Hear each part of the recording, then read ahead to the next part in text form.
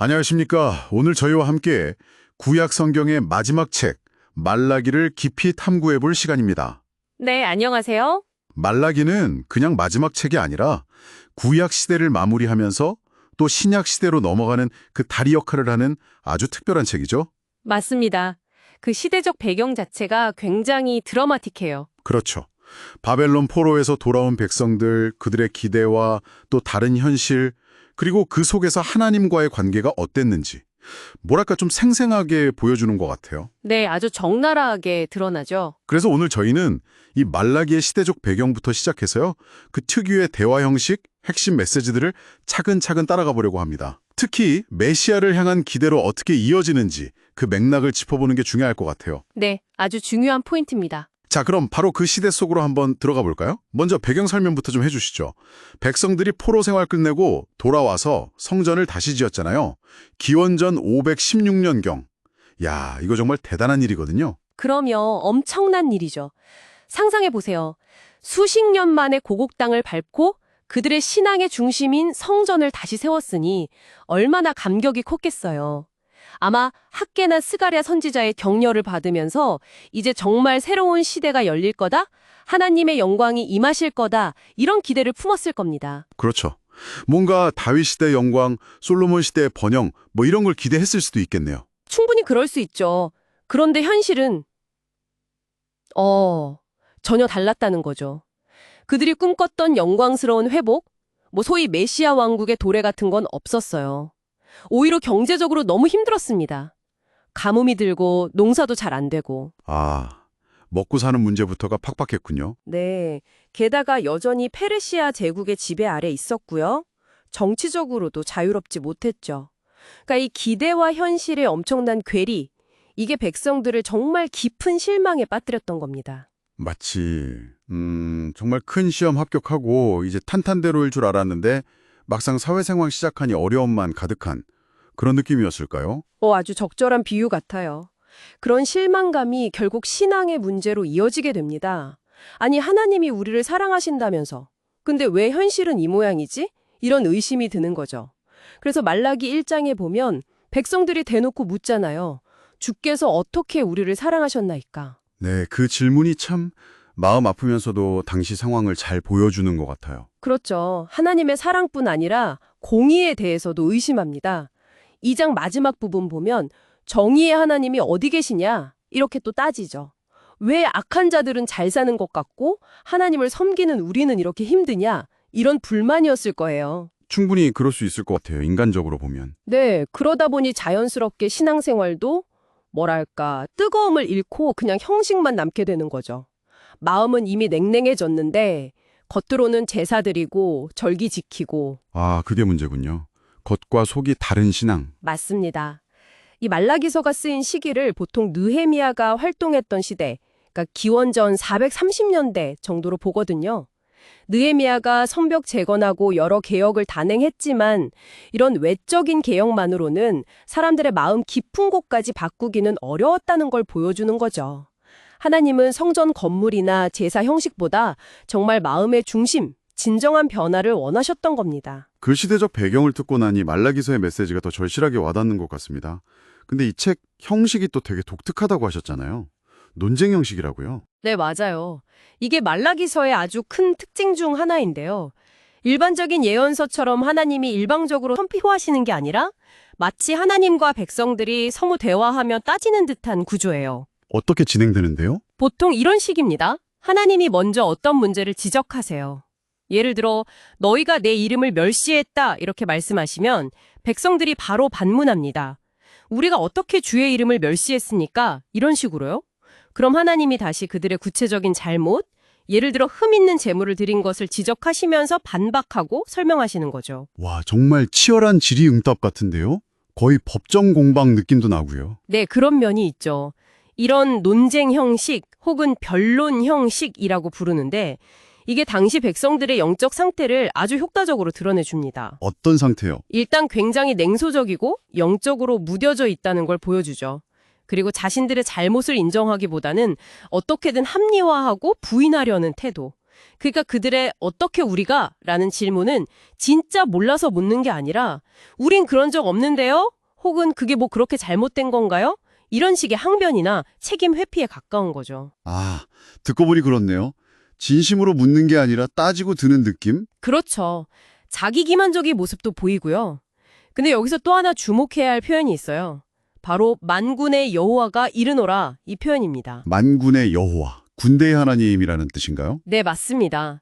하늘의 군대, 천군 천사를 포함한 모든 군대와 권세의 주인이신 하나님을 의미하는 강력한 이름입니다. 이게 말락에서 전체에 걸쳐서 20번 이상 반복돼요. 와, 굉장히 많이 나오네요. 특별한 이유가 있을까요? 아마도 당시 페르시아라는 거대 제국의 통치 아래에서 무력감과 위축감을 느끼던 백성들에게 세상의 그 어떤 권세보다 뛰어나신 하나님의 절대적인 주권과 능력을 계속 상기시키려는 의도였을 겁니다. 아하, 너희가 보기엔 페르시아가 강해 보이지? 하지만 진짜 왕은 나, 만군의 여호와다. 이런 메시지군요. 바로 그거죠. 문제의 원인이 하나님의 능력 부족이나 부재에 있는 게 아니라 바로 너희의 불순종 때문이라는 것을 분명히 하면서도 동시에 여전히 역사를 주관하시는 그 만군의 여호와께 소망을 두도록 이끄는 아주 중요한 장치라고 할 수 있습니다. 그렇군요. 만군의 여호와라는 이름 자체에 위로와 경고가 다 담겨 있네요. 자, 그럼 이제 그 하나님과 백성들 사이에 오갔던 구체적인 논쟁들, 그 핵심 쟁점들을 하나씩 좀 자세히 들여다볼까요? 어떤 이야기들이 오갔나요? 네, 크게 6가지 주제로 나눠볼 수 있습니다. 첫 번째 논쟁은 방금 잠깐 언급했던 하나님의 사랑에 대한 의심이에요. 주께서 어떻게 우리를 사랑하셨나이까? 네, 이 질문에 하나님은 야곱과 에서의 이야기를 꺼내십니다. 내가 야곱은 사랑하였고 에서는 미워하였다. 이건 인종차별이나 편애를 말하는 게 아니라 하나님의 주권적인 선택과 언약적인 사랑을 강조하시는 거예요. 너희가 지금 힘들다고 해서 내 사랑에 변화하거나 없어진 게 아니다. 나는 여전히 너희를 택했고 내 언약은 유효하다. 이 말씀을 하시는 거죠. 에서의 후손인 에돔의 멸망과 비교하면서 이스라엘을 향한 하나님의 특별한 사랑과 계획을 다시 확인시켜 주십니다. 아, 그들의 근본적인 정체성, 하나님의 선택받은 백성이라는 것을 다시 일깨워 주시는 거군요. 그렇죠. 두 번째 논쟁은 제사장들의 타락과 더러워진 예배에 관한 겁니다. 하나님이 아들은 아버지를 종은 주인을 공경하는데 너희는 왜 나를 공경하지 않고 내 이름을 멸시하느냐 하고 물으시죠. 여기서도 백성들이 우리가 어떻게 주의 이름을 멸시했는데요? 하고 반문하죠. 네. 그러자 하나님이 구체적으로 지적하십니다. 눈 멀고 병든 것, 저는 것, 이런 흠 있는 재물을 아무렇지도 않게 제물로 바치고 있다는 거예요. 심지어 그런 걸 너희 총독에게 갖다 줘봐라. 그가 너를 기뻐하겠느냐? 이렇게 비꼬시기까지 하시죠. 와, 정말 단호하시네요. 그만큼 하나님께서 예배를 얼마나 중요하게 여기시는지 보여주는 대목입니다. 이건 단순히 제사 규정을 어겼다는 차원을 넘어서 하나님을 얼마나 하찮게 여기고 있는가 하는 그들의 마음 상태, 태도의 문제였던 거죠. 특히 영적 지도자인 제사장들이 앞장서서 이런 일을 하고 또 하나님의 율법을 제대로 가르치지 않아서 백성들까지 잘못된 길로 가게 만든 책임을 아주 엄중하게 물으십니다. 지도자의 역할이 정말 중요하네요. 그럼요. 세 번째는 언약에 대한 불성실, 특히 결혼과 관련된 문제입니다. 2.10 당시 이스라엘 남자들이 자기 아내, 특히 젊은 시절에 맞이한 본처에게 거짓을 행하고 쉽게 이혼하는 풍조가 있었던 것 같아요. 그리고 이방 여인들과 결혼하는 문제도 심각했고요. 이게 왜 그렇게 큰 문제였을까요? 하나님은 결혼을 단순한 계약이 아니라 거룩한 언약으로 보시기 때문입니다. 특히 이스라엘 백성들 사이의 결혼은 하나님과의 언약 관계를 반영하는 것이기도 했고요. 이방 결혼은 그들의 신앙 정체성을 흐리게 만들 위험이 컸습니다. 하나님은 나는 이혼하는 것을 미워한다고 분명히 말씀하시면서 언약을 깨뜨리는 행위가 결국 하나님과의 관계 그리고 공동체 전체를 파괴한다고 경고하십니다. 아, 개인적인 문제처럼 보이는 이혼이나 결혼 문제가 사실은 하나님과의 언약 관계랑 직결되는 거군요. 네, 아주 깊이 연결되어 있죠. 네 번째 논쟁은 아까 잠깐 나왔던 하나님의 공의에 대한 회의입니다. 사람들이 악을 행하는 자들이 다 하나님 눈에 좋아 보인다. 정의의 하나님이 어디 계시냐? 이렇게 불평하니까 하나님이 뭐라고 답하시나요? 하나님은 내가 반드시 임할 것이다 라고 말씀하세요. 그런데 그 임하심은 심판과 정결케 함을 동반한다는 거죠. 마치 금속을 재련하는 풀무불처럼 또 빨래를 깨끗하게 하는 표백제처럼 하나님께서 오셔서 모든 불의와 죄악을 깨끗하게 하신 날, 즉 주의 날이 올 것이라고 예고하십니다. 그때가 되면 누가 진짜 의인이고 악인인지 명확히 드러날 것이니 섣불리 하나님의 공의를 의심하지 말라는 거죠. 하나님의 시간표가 있다는 말씀이네요. 그렇죠. 5번째는 아주 구체적인 문제, 바로 11조와 헌물에 관한 논쟁입니다.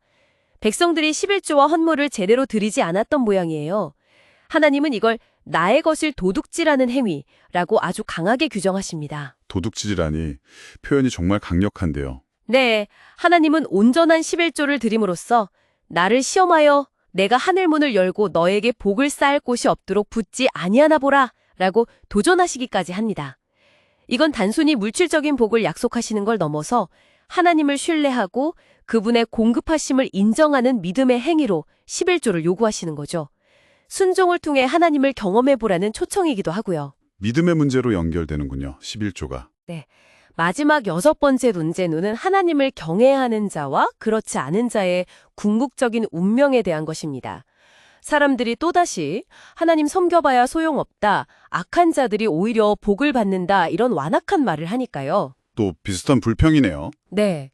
이번에는 하나님께서 그런 불평하는 자들과는 달리 여호와를 경외하며 그 이름을 존중히 여기는 사람들을 하나님이 특별히 기억하신다고 말씀하십니다. 그들의 이름이 기념책에 기록될 것이고 마지막 날에 하나님께서 그들을 당신의 특별한 소유로 삼아 아들처럼 아끼실 것이라고 약속하세요. 그리고 결국 의인과 악인의 차이가 분명히 드러나게 될 것이라고 마치 해가 떠올라 어둠을 몰아내듯 의인들에게는 구원과 치유의 광선이 비칠 것이라고 소망을 주십니다. 와, 이 6가지 논쟁을 쭉 듣고 보니까 당시 백성들의 불신과 불순종이 정말 여러 영역에 걸쳐 있었네요. 사랑, 예배, 관계, 정의, 물질, 그리고 말까지. 그렇죠. 총체적인 문제였던 거죠. 그런데 말라기는 이렇게 백성들의 죄를 지적하고 책망하는 데서 끝나지 않는다는 점이 정말 중요합니다. 아, 맞아요. 아까 말씀하셨죠. 구약이 마지막에서 미래, 특히 신약 시대를 향해 시선을 돌린다고요? 이 부분이 정말 흥미로운데요. 어떻게 연결이 되는 건가요? 네, 말라기는 아주 중요한 메시아 예언으로 끝을 맺습니다. 이게 신약 시대를 여는 서곡과 같은 역할을 하죠.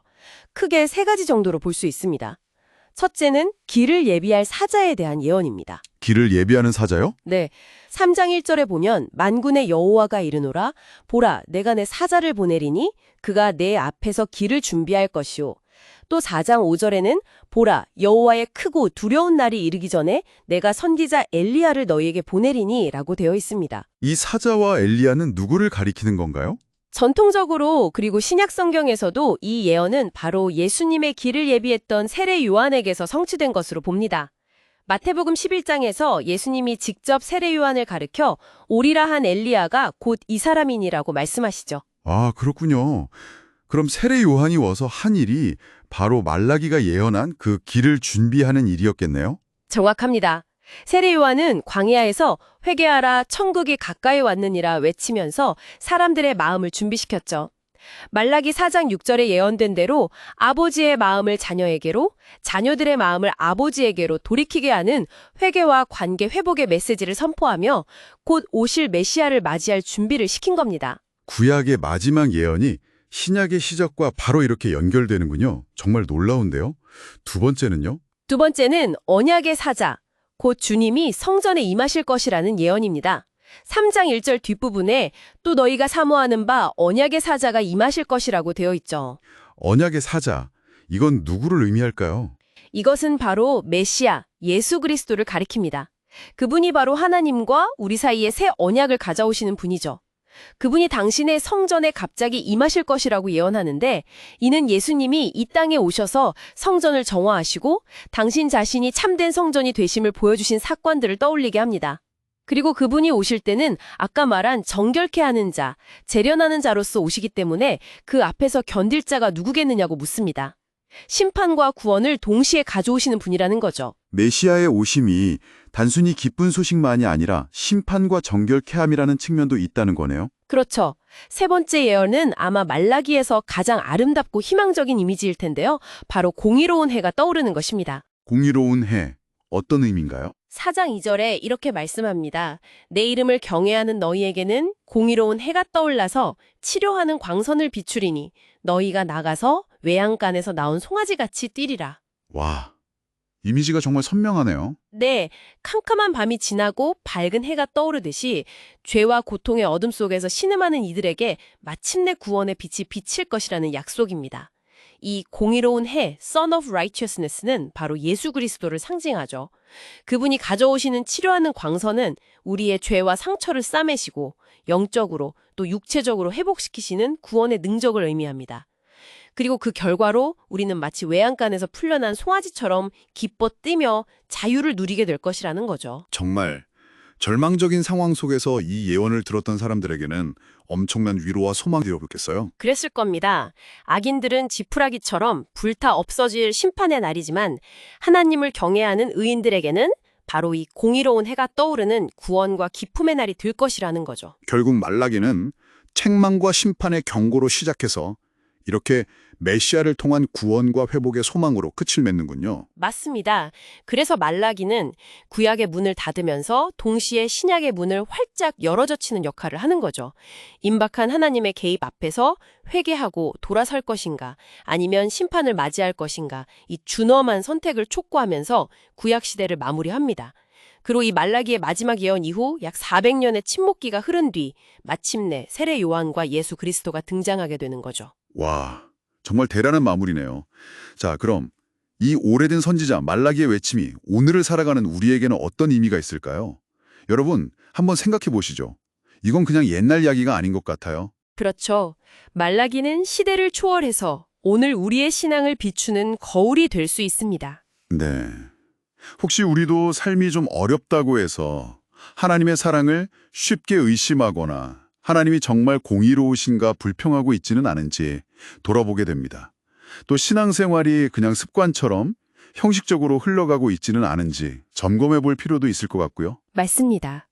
진심이 담긴 예배, 하나님 앞에서나 사람들 앞에서나 신실한 관계 맺음, 또 우리가 가진 물질을 하나님의 것으로 인정하고 신뢰하며 사용하는 문제, 이런 것들이 말라기 시대만의 이야기가 아니라 오늘 우리에게도 여전히 중요한 도전이죠. 그리고 무엇보다 결국에는 하나님께서 모든 것을 바로잡으실 것이라는 그 공의로운 해, 그 궁극적인 정의와 구원을 소망하며 오늘을 살아가는 것, 이게 참 중요한 것 같습니다. 네.